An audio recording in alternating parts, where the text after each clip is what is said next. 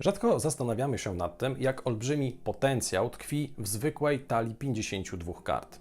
Jak ta standardowa czterokolorowa talia, składająca się z kart od dwójki do asa, może być wykorzystana w różnego rodzaju projektach. Jak wiele jest różnego rodzaju gier, które wykorzystują ten jedyny rodzaj rekwizytu do tego, żeby dorzucić do niego warstwę mechaniczną i sprawić, że gramy w gry takie jak Texas Hold'em, takie jak Bridge albo jak Macao. Wszystko sprowadza się do tego, jaki mamy pomysł na wykorzystanie kart.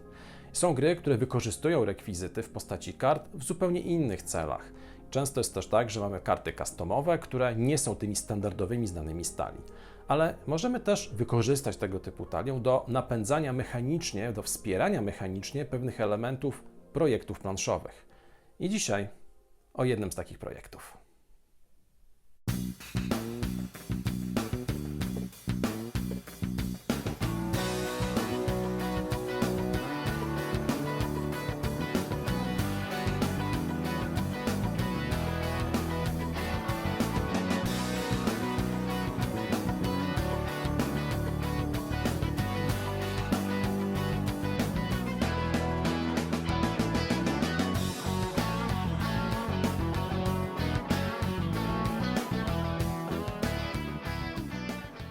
Cześć, tu Michel Lewiatan-Sorbet, a to jest kolejny materiał na kanale Wojennik TV.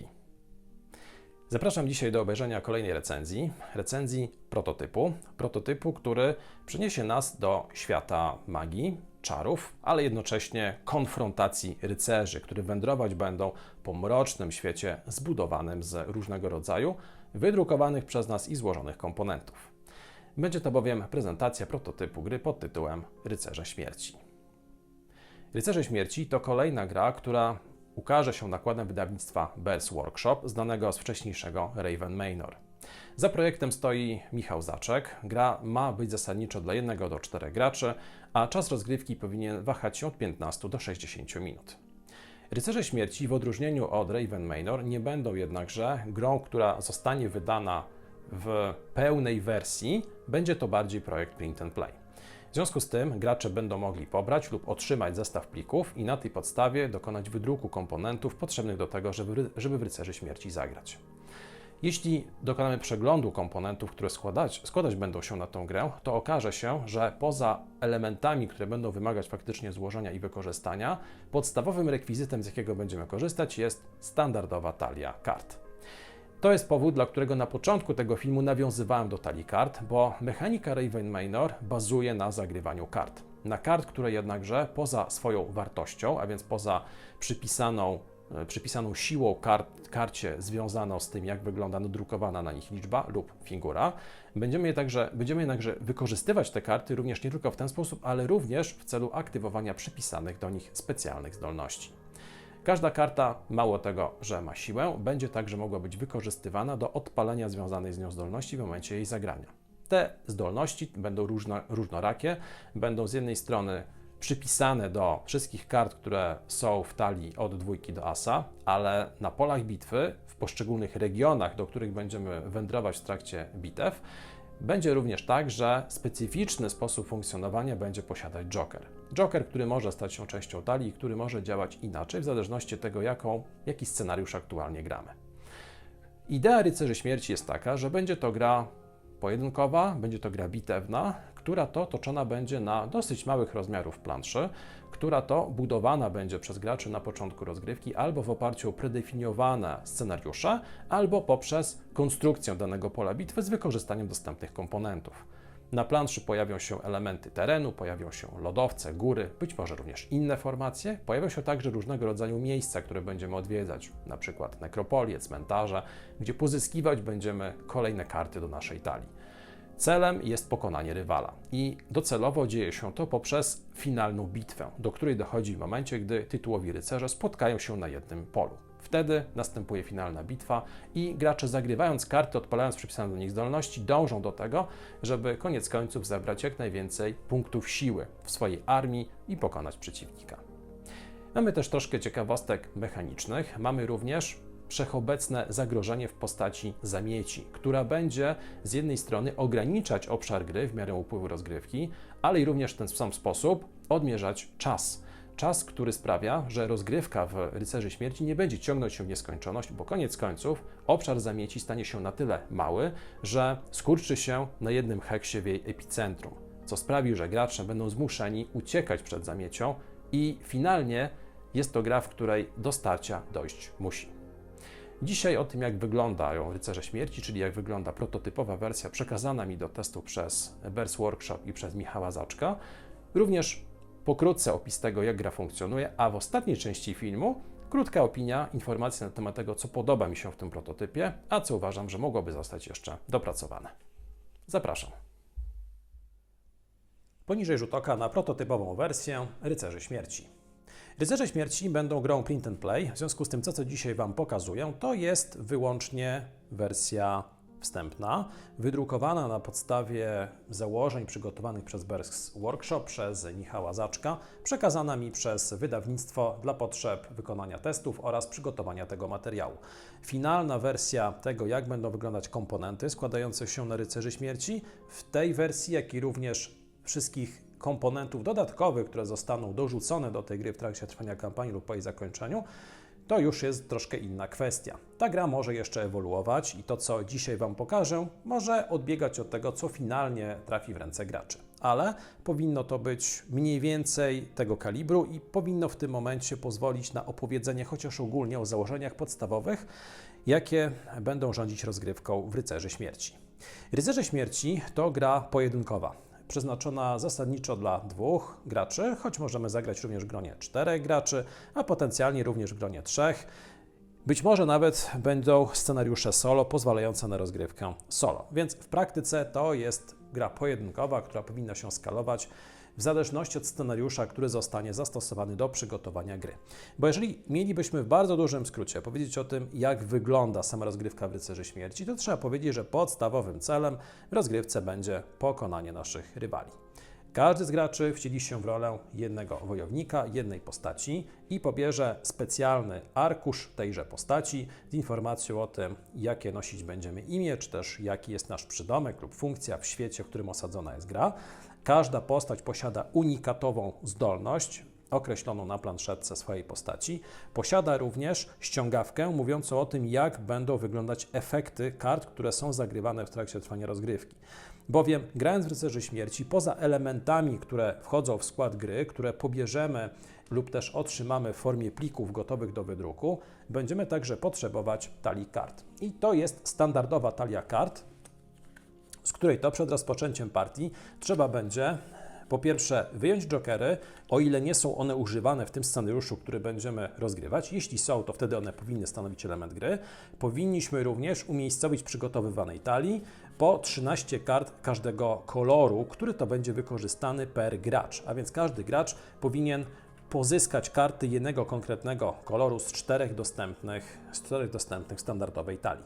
Spośród tych kart powinniśmy na początku rozgrywki odłożyć karty figur, które będą stanowić początkową rękę każdego gracza. Więc poza plikami, które będą dostępne do wydruku później po zakończeniu kampanii, potrzebujemy także talii kart. I teraz jednym z tych komponentów, o których wcześniej zacząłem opowiadać, jest właśnie planszetka gracza, która to będzie nam mówić o tym, jaka jest nasza specjalna zdolność i jakie są konkretne zdolności, czy też jakie są konkretne akcje przypisane do danego rodzaju karty, który będziemy zagrywać w trakcie trwania partii. Tak, na przykład mamy informację o tym, co robi 5, co robi dama, co robi 9 i tak dalej. Ta ściągawka jest niezwykle użyteczna w trakcie trwania partii. Po drugiej stronie każdej takiej karty znajdziemy także klimatyczny opis prowadzący nas do świata, w którym osadzona jest gra, przybliżając nam trochę, kim jesteśmy i jakie są nasze pobudki, jakimi się kierujemy w tym świecie. Przed rozpoczęciem rozgrywki, poza przygotowaniem oczywiście komponentów, które wymagają najpierw wydrukowania, wycięcia, momentami także złożenia, konieczne jest także wybranie konkretnego scenariusza. I te scenariusze w świecie Rycerzy Śmierci zwane są regionami. Otrzymamy szereg różnych regionów, każdy z konkretną nazwą i ze ściągawką mówiącą nam o tym, jak przygotować obszar gry, tak żeby móc potem tę rozgrywkę rozpocząć. Mamy również informację mówiącą o tym, czy w trakcie tego konkretnego scenariusza będzie mieć zastosowanie Joker. Jeśli tak, to jaki będzie jego efekt w trakcie trwania tej partii. Ta ściągawka będzie nam mówić o tym, po pierwsze, jakie są pola startowe, gdzie rozpoczną rozgrywkę nasi rycerze. Jeśli zagramy w 2 osoby, to będą to pola centralne. Jeśli zagramy w 4 osoby, to pola skrajne w narożnikach planszy. I mamy również informację o tym, jak rozmieścić poszczególne elementy składające się na obszar gry poprzez ten oto kod, który jest opisany na arkuszu pomocy. Na arkuszu pomocy mamy ściągawkę mówiącą nam o tym, jak wyglądają rodzaje terenów i jak wyglądają poszczególne rodzaje lokacji oraz lokacje specjalne. I teraz kierując się ściągawką mówiącą o tym, gdzie poumiejscawiać konkretne rodzaje terenu, powinniśmy ten obszar bitwy przygotować zgodnie z tą ściągawką, umiejscawiając w konkretnych miejscach pola bitwy odpowiednie znaczniki. Te znaczniki będą z jednej strony znacznikami terenu, a więc na przykład będą to lodowce, będą to góry.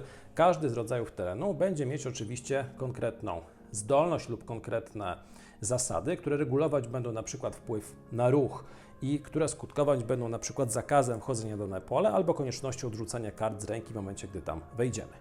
Oprócz terenów mamy również lokacje i te w tej wersji, którą Wam pokazuję, występują w postaci grobowców, występują w postaci ruin wieży, występują w postaci cmentarzy i występują także w postaci nekropolii. Każda z tych lokacji posiada również specjalną zdolność. Każda z nich opisana jest na arkuszu pomocy. Sama rozgrywka wyglądać będzie w ten sposób, że każdy z graczy, dysponując swoim własnym rycerzem, a więc swoją własną postacią, przemieszczać będzie się po tej planszy, będzie po niej podróżować i odwiedzać różnego rodzaju miejsca w celu skorzystania z różnego rodzaju korzyści, które wynikają z odwiedzenia tego konkretnego miejsca. Ale mamy jeszcze jeden dodatkowy twist. Tym twistem jest zamieć, bo gra Rycerze Śmierci jest grą, która będzie rozgrywana pod presją czasu. Na początku rozgrywki, korzystając ze specjalnego algorytmu opisanego w zasadach, będziemy także na obszarze gry umiejscawiać specjalny znacznik zamieci. Ten znacznik zamieci to jest epicentrum zamieci, wyznacza nam centralne miejsce szalejącej w okolicy zamieci. I twist polega na tym, że z końcem każdej tury, czyli potem, gdy każdy z graczy wykona już swój ruch, zamieć będzie zbliżać się, będzie ograniczać swój zasięg oddziaływania, powolutku zaciskając swoją pięść wokół obszaru, po którym poruszać będą się postacie. Na początku gry zamieć znajduje się poza planszą, ale w miarę upływu rozgrywki, gdy będą mijać kolejne tury, granice zamieci będą przemieszczane w kierunku jej epicentrum i będą zbliżać się do jej epicentrum w postaci trójkąta, w postaci sześciokąta foremnego i docelowo sprawią, że zamieć zostanie zredukowana wyłącznie do pola zajmowanego przez swoje epicentrum. Myk polega na tym, że w momencie, gdy zamieć wkracza czy też ogranicza obszar rozgrywki, to niszczy automatycznie wszystkie lokacje, wszystkie rodzaje terenu, które napotyka na swojej drodze. Jednocześnie, jeśli odetnie któregoś z graczy w taki sposób, że znajdzie się on poza granicami zamieci, to taki gracz jest automatycznie eliminowany z rozgrywki. W związku z tym w interesie graczy jest to, żeby na przestrzeni rozgrywki mimo wszystko zbliżać się w kierunku epicentrum zamieci i unikać w ten sposób odcięcia, unikać w ten sposób automatycznej eliminacji. To epicentrum wyznacza miejsce, gdzie ostatecznie zamieć zostanie zredukowana do wyłącznie jednego pola i to jest miejsce, na które może zostać stoczona ostateczna epicka bitwa pomiędzy graczami. Bo w Rycerzach Śmierci, jak wcześniej wspomniałem, istotą gry jest wyeliminowanie naszych rywali. Taka eliminacja następuje natomiast w momencie, gdy dojdzie do bitwy pomiędzy graczami, a więc jeśli spotkają się oni na tym samym polu i kiedy rozstrzygną już bitwę. Zwycięzca może być tylko jeden, w związku z tym pokonany automatycznie przegrywa rozgrywkę, a zwycięzca kontynuuje ją, oczywiście jeśli gramy w gronie większym niż 2 graczy. Sama bitwa jest rozgrywana z wykorzystaniem kart, które pozyskujemy i które mamy w swojej talii. I tu warto powiedzieć kilka słów na temat tego, jak wygląda sama idea zarządzania kartami w grze. Powiedziałem o tym, że na początku rozgrywki każdy z graczy posiada w swojej ręce wyłącznie karty figur. Te karty posiadają pewne przypisane do nich zdolności posiadają także wartość. I w trakcie kolejki gracz ma możliwość wykonania ruchu swoim rycerzem, przemieszczania się maksymalnie o 2 pola, oczywiście biorąc pod uwagę także ograniczenia związane z niektórymi obszarami.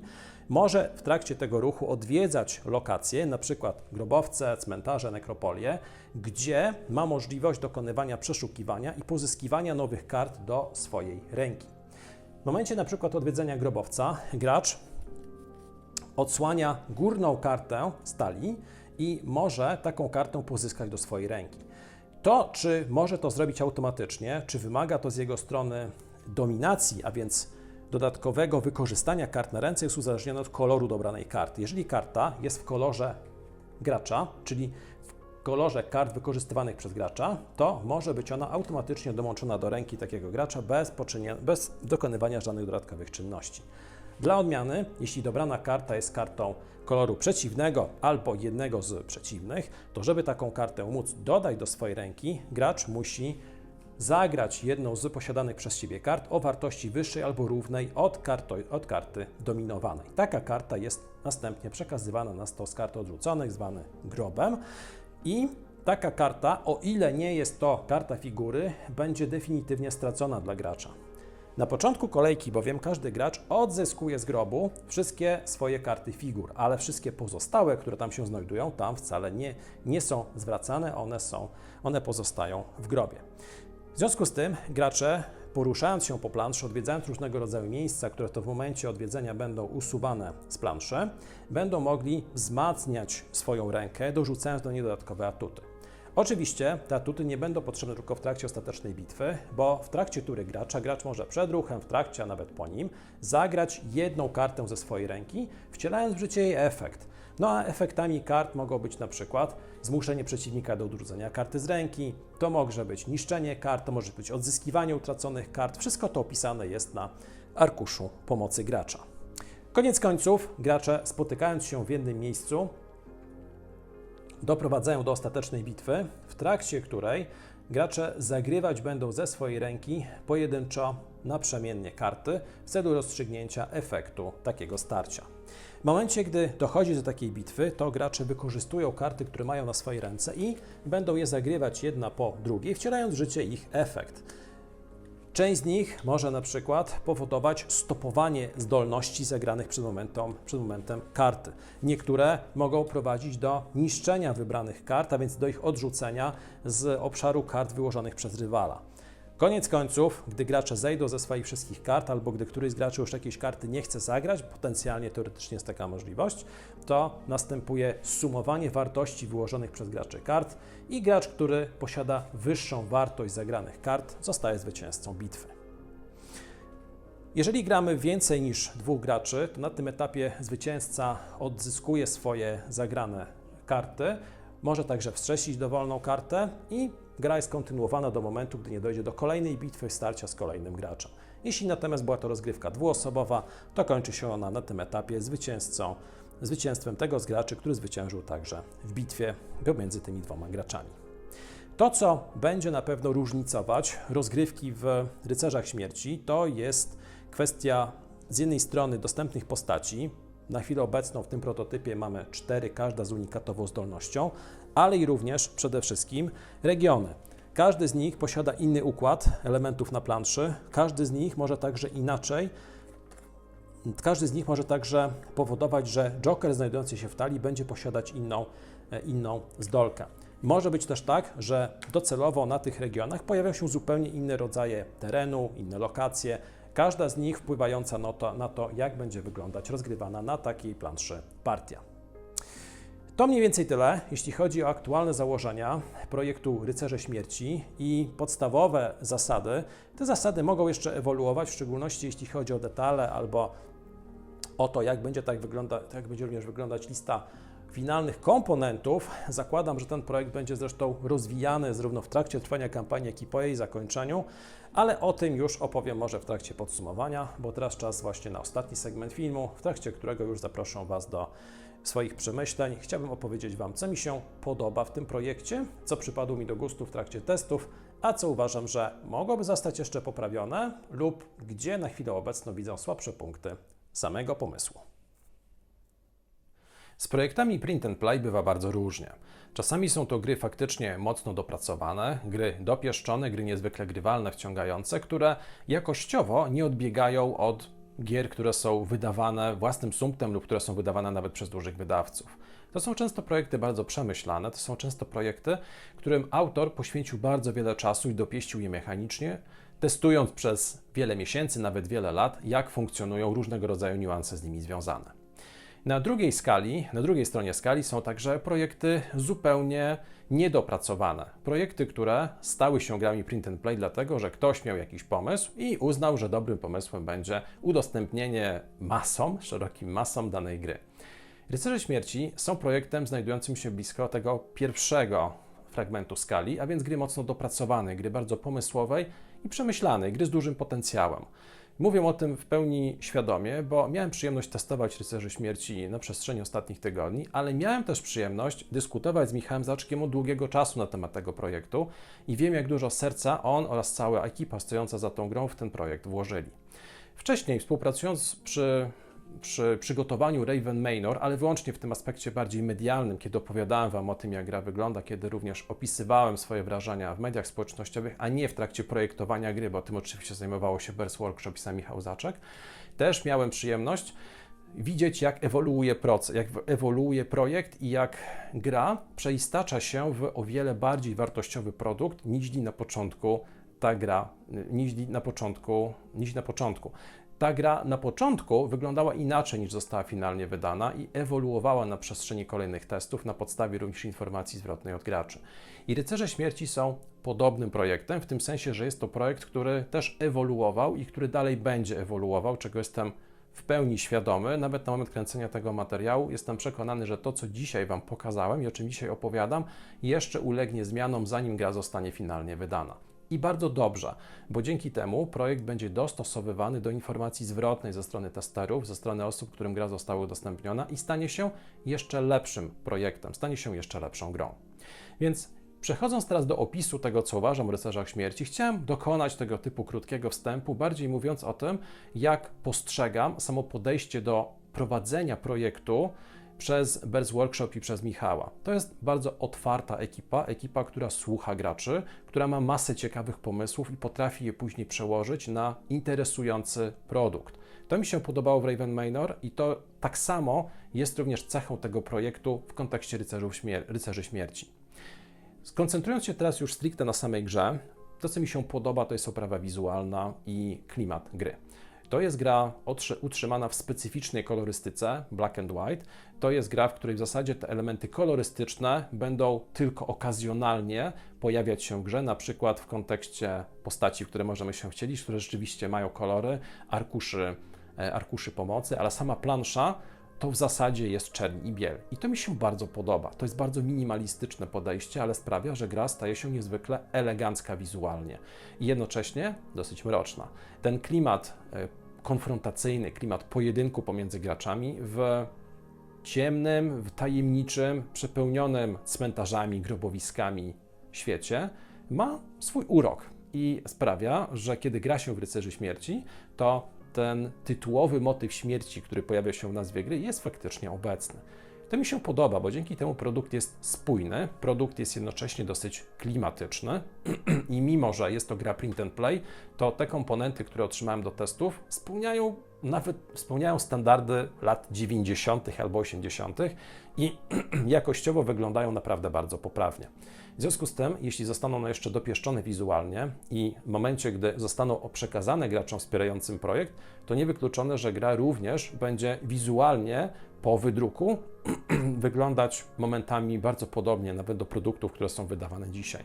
W dalszym ciągu na rynku pojawiają się gry w motywie black and white. Przypomnę Escape the Dark Castle albo Escape the Dark Sector, które również są utrzymane w tej tonacji. To są gry, które były mocno popularne. Jest wielu graczy, którzy lubią tego typu styl. Mnie też w przypadku Rycerzy Śmierci bardzo się podobał.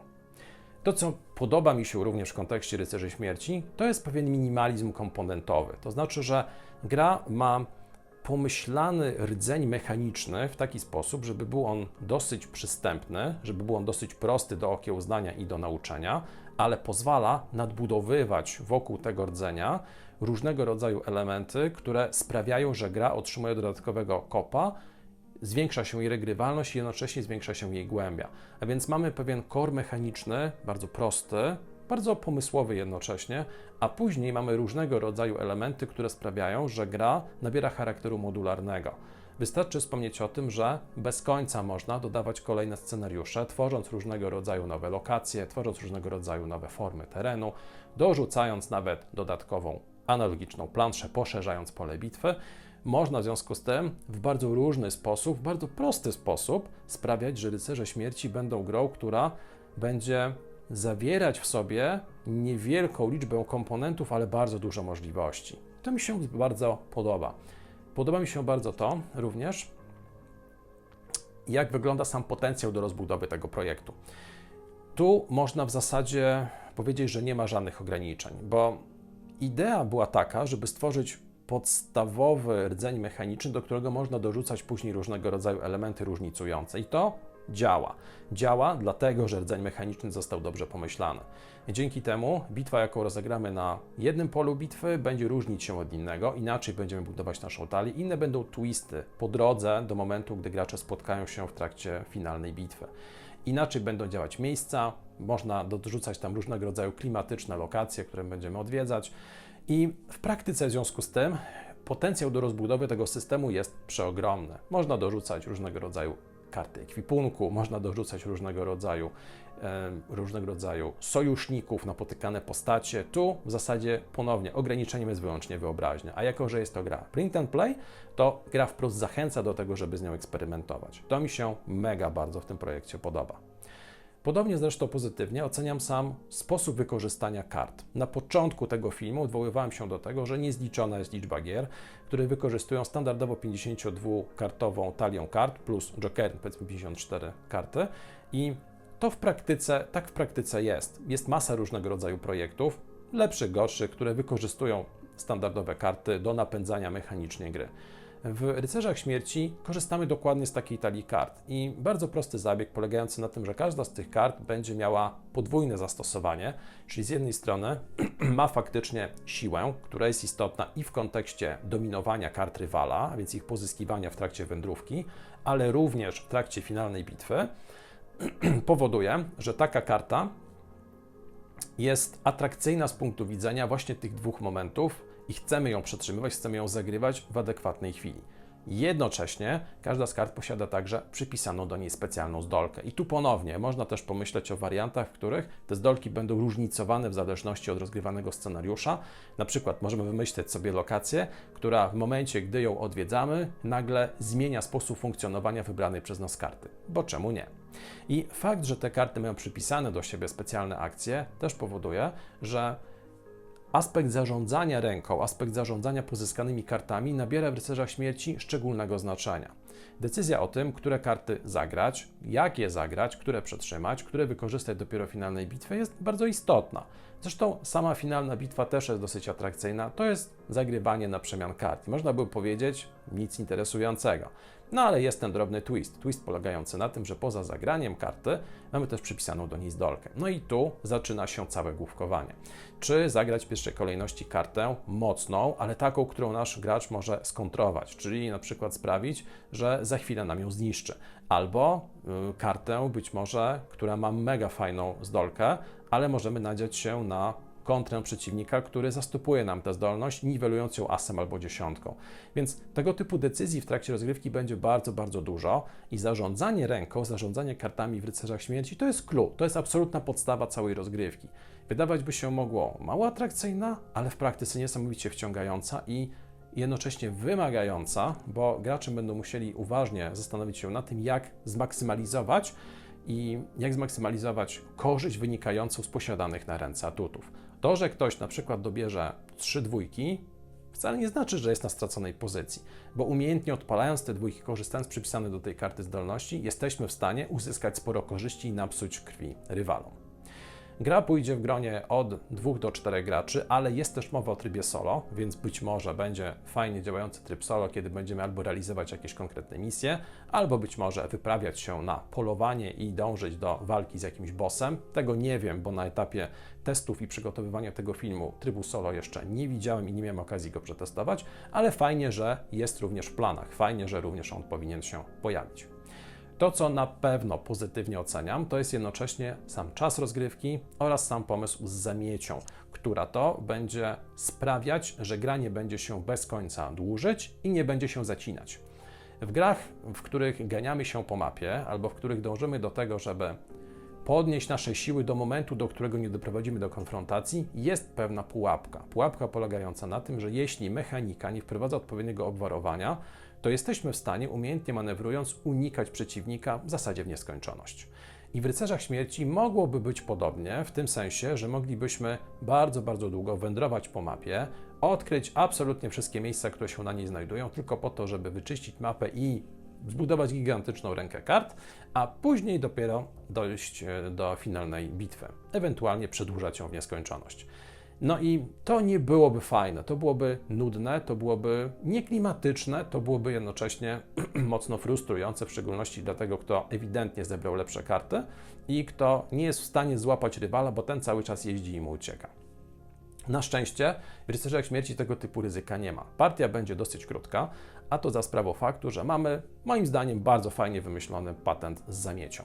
Zamiecią, która na początku gry ląduje, czy też jej epicentrum ląduje na konkretnym miejscu na planszy, na losowo ustalonym miejscu na planszy i co turę to epicentrum będzie jakby przyciągać do siebie granice zamieci wyznaczające w praktyce obszar gry. One będą przybliżać się do epicentrum z tury na turę, co oznacza w praktyce, że rozgrywka potrwa kilka tur i po tych turach gracze, zebrawszy to, co mają, muszą rzucić wyzwanie rywalowi, bo inaczej, jeśli zamieć ich dopadnie, to po prostu zostaną przez zamieć wyeliminowani. Więc koniec końców do konfrontacji dojdzie i dojdzie w miarę szybko. Dzięki czemu Rycerze Śmierci nie są grą, która się będzie dłużyć, nie są grą, która będzie cierpieć na wskazany wcześniej syndrom ucieczki, czy też przemieszczania się gracza po mapie bez sensu tylko po to, żeby unikać rywala. To jest typowo gra konfrontacyjna. Skoro tak, to mechanicznie została też pomyślana w taki sposób, żeby wszystko prowadziło do tej ostatecznej konfrontacji, która też jest rozgrywana dosyć szybko. Więc Rycerze Śmierci są grą, która jest dosyć prosta do wyjaśnienia, dosyć szybka do zagrania i jednocześnie dosyć klimatyczna dzięki tej zamieci, której trzeba będzie unikać i przed którą trzeba będzie uciekać. To są te rzeczy, które spodobały mi się w momencie, gdy ogrywałem Rycerzy Śmierci, które moim zdaniem są wyróżnikami tego tytułu. Pewnie pojawią się jeszcze kolejne, ale na chwilę obecną nie wiem, jak ta gra będzie ewoluować, więc mówię o tym, co widzę dzisiaj. Teraz czas na to, co mi się podobało mniej, albo co uważam za problematyczne.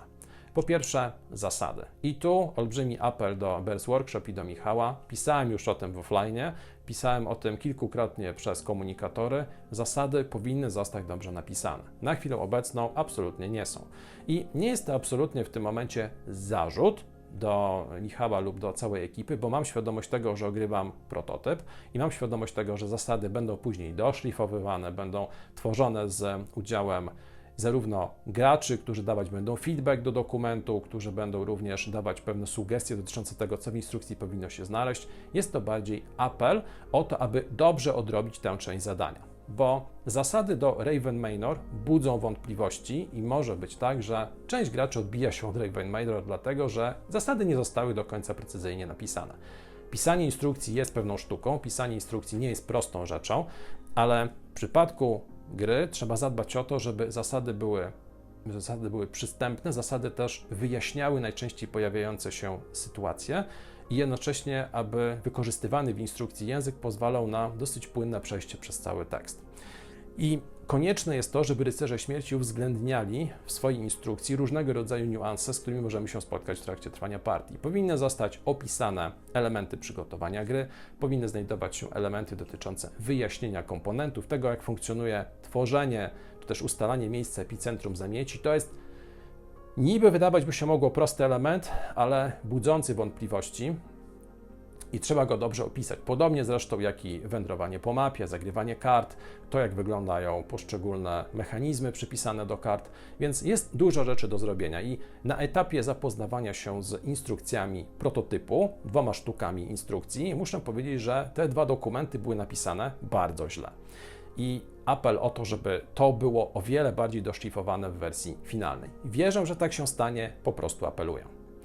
Druga kwestia jest taka, że zastanawiam się nad tym, na ile gracze będą czerpać frajdę z grania poszczególnymi postaciami. Postacie niby są asymetryczne, bo każda z nich posiada unikatową zdolność, ale w praktyce tej asymetrii jakoś tak bardzo mocno w trakcie rozgrywek nie czułem.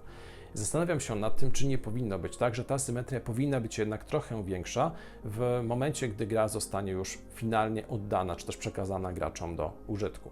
Może przydałoby się jeszcze pomyśleć na przykład o, poza tą konkretną jedną zdolnością, którą mają postacie, dorzucenie jakiegoś dodatkowego parametru albo współczynnika, albo być może asymetria powinna wynikać z pewnej talii znalezisk, którą możemy dorzucić do gry i która może być dostępna w momencie odwiedzania pewnych lokacji. Bo na chwilę obecną pośród komponentów, które znajdujemy w lokacjach, są wyłącznie karty standardowe, które zasilają naszą rękę.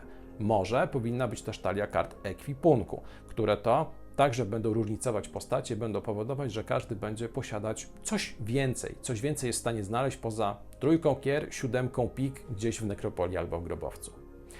Kolejna kwestia, o której warto powiedzieć, jest taka, że to jest gra, w której aż prosi się o to, żeby była możliwość gry kampanijnej. Aż prosi się o to, żeby można było grać cykl scenariuszy albo cykl bitew składających się finalnie na jakąś kampanię. I być może jest to w planach, więc być może mówią o czymś, co już macie w głowach i co już w tym momencie jest zaplanowane, ale ja osobiście, kiedy grałem w Rycerzy Śmierci, to łapałem się cały czas na takiej myśli, że chciałbym zagrać w tę grę, łącząc ze sobą kolejne scenariusze. Chciałbym dostać kampanię, która pozwala na podstawie wyniku scenariusza 1 zagrać scenariusz 2. Na przykład na podstawie tego, co zadziało się w scenariuszu 1, moglibyśmy tworzyć talię z wykorzystaniem pewnych atutów, które będą naszymi taliami startowymi w drugim scenariuszu. Myślę, że warto też zastanowić się nad tym, czy Rycerze Śmierci nie są grą, która mogłaby być grą kooperacyjną, w której to gracze zamiast rywalizować ze sobą, współpracują w celu pokonania jakiegoś wroga. Skoro zaplanowany jest tryb solo, być może możemy pomyśleć również o trybie, w którym 2 albo więcej graczy gra kooperacyjnie przeciwko grze. To też moim zdaniem dodałoby dodatkowej pikanterii, spowodowałoby, że Rycerze Śmierci z tego bardzo konfrontacyjnego charakteru staliby się również grą posiadającą potencjał kooperacyjny, co z kolei mogłoby sprawić, że gra zainteresuje również większą liczbę graczy. Tych, którzy niekoniecznie chcą bić siebie nawzajem, ale którzy chcą wspólnie przeżyć jakąś przygodę i chcą zagrać przeciwko grze, rzucając wyzwanie pewnemu algorytmowi. Można o tym pomyśleć. To jest gra, którą ciężko jest na chwilę obecną oceniać, bo jest to w dalszym ciągu prototyp, ale jeśli teraz miałbym na końcu już pokusić się o finalną ocenę, to Rycerze Śmierci bardzo mi się podobali, bo jest to projekt minimalistyczny w swoich założeniach, ale z olbrzymim potencjałem do rozbudowy. Jednocześnie grą dosyć tematyczną, grą z kilkoma fajnymi patentami, prostymi patentami mechanicznymi. Widzę zamieć, widzę odwiedzane lokacje, widzę sposób wykorzystania kart ze standardowej talii. Więc to wszystko ma ręce i nogi, widać, że projekt jest przemyślany, widać jednocześnie, że projekt ewoluuje i będę za niego bardzo mocno trzymał kciuki, bo bardzo lubię ambitne projekty, ale i też pomysłowe projekty polskich projektantów, polskich wydawnictw, a Bears Workshop to właśnie polski wydawca, w związku z tym zawsze trzymam kciuki za polskich autorów i za polskie wydawnictwa i nie inaczej będzie w przypadku Rycerzy Śmierci. Gry, którą Wam serdecznie polecam, kiedy pojawi się już kampania tej gry na GameFoundzie lub na Kickstarterze, to sprawdźcie, zobaczcie, być może jest to gra, którą się zainteresujecie, zwłaszcza, że jest to gra w formacie print and play, więc nie wydacie na nią majątku, a gier konfrontacyjnych z dosyć krótkim czasem rozgrywki aż tak wiele znowuż na rynku nie ma. Więc być może Rycerze Śmierci są w stanie wpisać się w Wasze oczekiwania. To była recenzja prototypu gry pod tytułem Rycerze Śmierci, która powinna ukazać się nakładem wydawnictwa Bears Workshop. Bardzo Wam dziękuję za obejrzenie tego filmu, zapraszając jednocześnie do innych materiałów na Wojennik TV. Zajrzyjcie także na mój Facebook, na Instagram oraz na Twittera. Życzę Wam bardzo dobrego dnia i do zobaczenia następnym razem.